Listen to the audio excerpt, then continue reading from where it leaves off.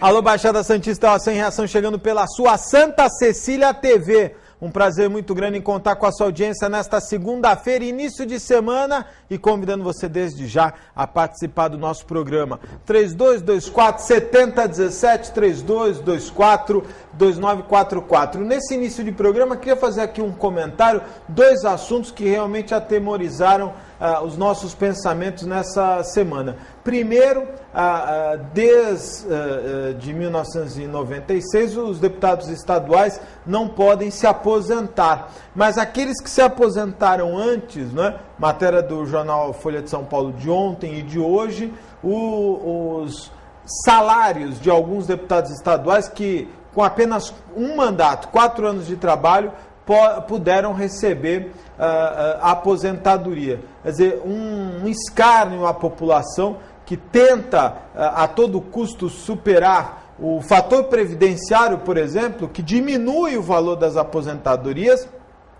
e brigando por R$5 a mais no salário mínimo. E aí nós temos na Assembleia Legislativa do Estado de São Paulo, deputados estaduais que recebem, com apenas 4 anos de trabalho, recebem até 50% do salário de deputado, que corresponde a alguma coisa em torno aí de 6 a 7 mil reais. E um outro assunto que me chamou muito a atenção, até porque em alguns momentos ele se disse da Baixada Santista, o delegado Protógenes Queiroz, que se elegeu pelo PCdoB, ele tem o título no Guarujá, é presidente do PCdoB do Guarujá, e fiquei surpreso porque na coluna da Mônica Bergamo, nesta segunda-feira, saiu uma notinha que ele estaria pleiteando a vaga para se candidatar a prefeito da cidade de São Paulo, né? E aí, diz ele, seria uma honra suceder o Kassab, uma das melhores administrações da história de São Paulo.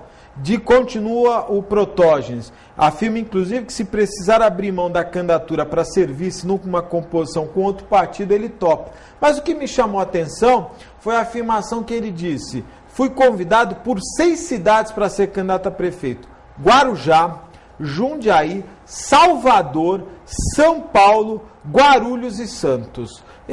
Mas minha preferência é por São Paulo, diz Protógenes. E aí me chama a atenção, é esse político que nós temos que banir da sociedade. Né? O Protógenes teve toda uma história no Santiagra, se aproveitou disso, se candidatou a deputado federal, entrou em razão do fenômeno Tiririca, afinal de contas o PCdoB estava naquela coligação monstro, é presidente do PCdoB, do Diretório Municipal do PCdoB, na cidade do Guarujá, mas quer sair candidato na cidade que o convidar. Quer dizer, ele diz aqui, Santos. Eu não gostaria do Protógenes prefeito de Santos. Ele não conhece a cidade, não sabe quais são os problemas, não sabe qual é o nosso dia a dia, não conhece o nosso cotidiano. A pessoa, para se candidatar a prefeito num cargo, ela, em primeiro lugar, deve conhecer os problemas da sua cidade, deve saber e conhecer as pessoas que convivem naquela cidade. Senão nós vamos ter um fenômeno que acontece em outras cidades, que o prefeito é eleito por 2 vezes numa determinada cidade, não pode se candidatar para a 3ª vez, ele escolhe uma cidade vizinha e se candidata a prefeito. O Supremo tem julgado questões como essas, interpretando que seria uma 3ª legislação, perdão, um 3º mandato, o que a lei impede. Mas o que me chamou a atenção foi esse descalabro, quer dizer, o Protógenes precisa fincar o pé numa cidade. Não adianta achar que porque ele mora no Guarujá no sábado e domingo, que ele vai poder sair candidato a prefeito do Guarujá. Ainda mais Guarujá, que precisa, neste momento, de uma administração bastante segura em razão dos problemas que vem enfrentando. O programa de hoje está apenas começando e você é meu convidado. 3224-7017, 3224-2944. E nesse primeiro bloco, nós temos a participação do Dr. Luiz Cláudio Martins, cardiologista, gentilmente atendendo ao nosso pedido e tratando de um assunto que, sem dúvida nenhuma, atemoriza a todos, que são as arritmias cardíacas. Boa tarde, doutor Luiz Cláudio, obrigado pela presença. A arritmia cardíaca ataca somente o homem ou hoje as mulheres também correm risco, doutor? Boa tarde e obrigado por vir ao programa. Boa tarde, obrigado. A arritmia cardíaca tanto afeta os homens como as mulheres, né? Não especificamente com o sexo, mas sabendo que a doença coronariana, que existe a arritmia ventricular, existe uma predominância maior no sexo masculino. Porque a gente sempre imaginou as doenças cardíacas diretamente relacionadas com o homem, né? Mas é relacionada com o homem por causa da que chama morte súbita, da arritmia ventricular, secundária à doença coronariana, que seria o infarto, que leva à arritmia ventricular e morte. Mas as mulheres também, com a sociedade em si competitiva, trabalhando com estresse, né? Leva essa arritmia ventricular que leva também. Agora, eu, por exemplo, como tantas outras pessoas, tenho essa preocupação de se cuidar, os cuidados com a arritmia, né? Nós encontramos na sociedade diversas pessoas que sofrem o problema de arritmia. Quais são os cuidados necessários? Primeiro, os cuidados, saber que tipo de arritmia tem. Se é uma arritmia benigna e maligna, que através de exames laboratoriais e de propedêutica da cardiologia, saber a localização específica nela. Desde uma criança pode ter arritmia até uma criança pode ter arritmia? Pode. A criança, às vezes, já nasce com arritmia, o coração bate excessivamente, às vezes o coração pode dilatar, que se chama taquicardiomiopatía, né? Que existe o próprio tratamento com medicação, com ablação, que vai fazer com que... A criança, quando nasce, já é detectado esse problema? Isso, às vezes até intraútero já sabe com a frequência cardíaca também. Meu Deus do céu. Isso deve ser um trauma, hein, para a família. Mas se resolve, né? A medicina chegou num ponto que já está resolvido. A própria especialidade de arritmia, existe especialista em arritmia pediátrico, né? Que tem. A pediátrica, ele já cuida dos problemas logo no início, né? Claro, exatamente no Brasil. É lógico que hoje, com a quantidade de exames cada vez mais sofisticados, você consegue fazer um pré-natal e detectar, por exemplo, o que o senhor está dizendo, o batimento da criança. Exatamente. A criança já nasce, já dá para você fazer um eletro, você vai ver se a frequência cardíaca é alta ou baixa. Se a frequência cardíaca é baixa, por exemplo, o batimento normal de um adulto acima de 12 anos seria de 50 a 100 batimentos. Ou a criança que já tem, normalmente o batimento é acima de 110, 120, com a frequência de 50, é como se já tivesse uma bradicardia, às vezes até com indicação de usar marca-passo também. Isso, o senhor conhece? Tem casos? Tem, existem casos que tem. Principalmente já congênito, mãe que tem o lúpus eritematoso sistêmico, ele já nasce com a frequência cardíaca baixa, já tem mais ou menos screen para ser feito. Como hoje estão as tecnologias de marca-passo? Marca-passo hoje em dia é como era antes, quer dizer, o aparelho já diminuiu de tamanho, né? Que tem, hoje em dia a longevidade dele vai entre torno de 8 a 10 anos, mas o mais importante é ele fazer funções importantes. Por exemplo, tem gente que tem marca-passo, que é triatleta, que é corredor de maratona, porque ele vai adaptar com aquela frequência cardíaca ao máximo que ele faz. E os outros tipos de marca-passo que já tem há uns 10 anos, que tem é o desfibrilador para as arritmias ventriculares, que é colocado para quando detectar uma arritmia que leva a uma morte súbita, ele já choca, e outro que se chama o ressincronizador cardíaco, que é quando o coração é dilatado, que se chama miocardiopatia, você consegue colocar um eletrodo no ventrículo esquerdo, fazendo com que o coração contrai maior e diminua de tamanho. O senhor falou 3 exemplos, eu queria tirar uma dúvida. O senhor disse que é para triatletas. Não, um é para o paciente que tem uma bradicardia sinusal, que é o bloqueio, que seria o marca-passo convencional, que pode ser unicameral, que só vai estimular o ventrículo, e o bicameral, que estimula tanto o ventrículo como o átrio. Vamos devagar. Esse mantém o batimento num padrão normal, é isso? Isso, o padrão normal, em média, a gente bota 60 batimentos por minuto.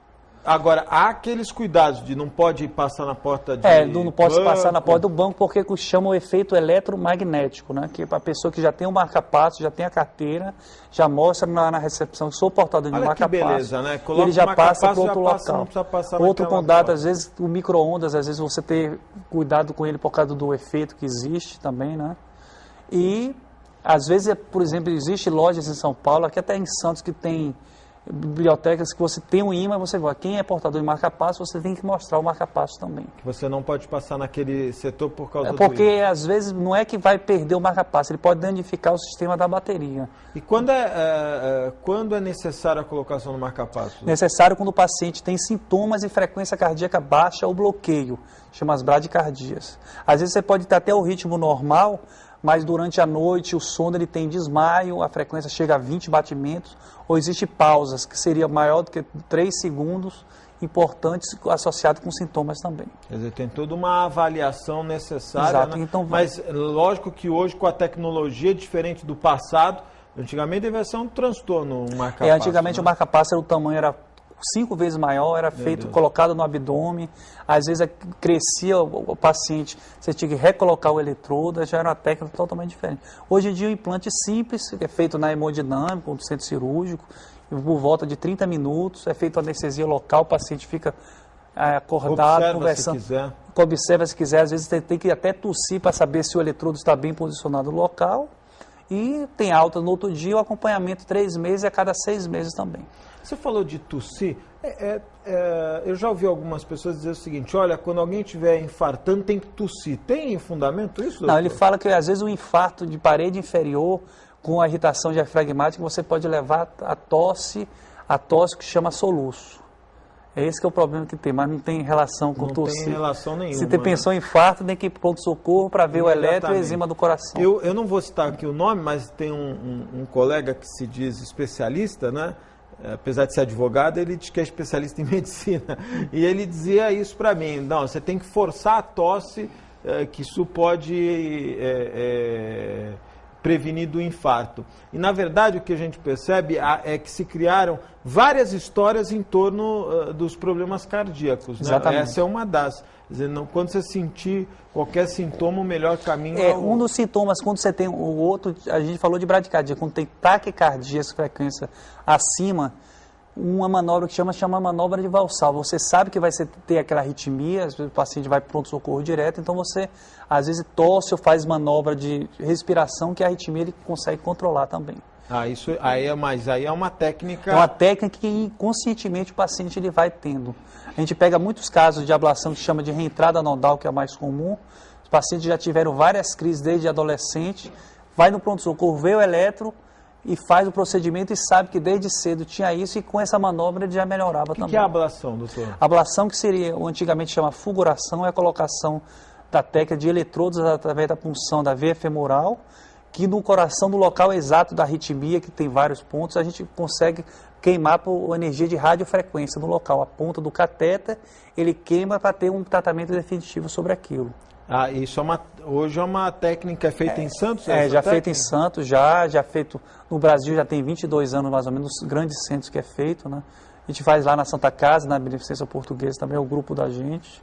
É que é a Angiocorpora, é isso? A Angiocorpora e a cirurgia cardíaca do grupo Dr. Conforte. Né, que foi. Agora, eu estou cada vez mais impressionado como a tecnologia vem crescendo naturalmente, caminhando junto com a medicina, e cada vez mais você consegue ter recursos, né, que eram inimagináveis. Exatamente. Né?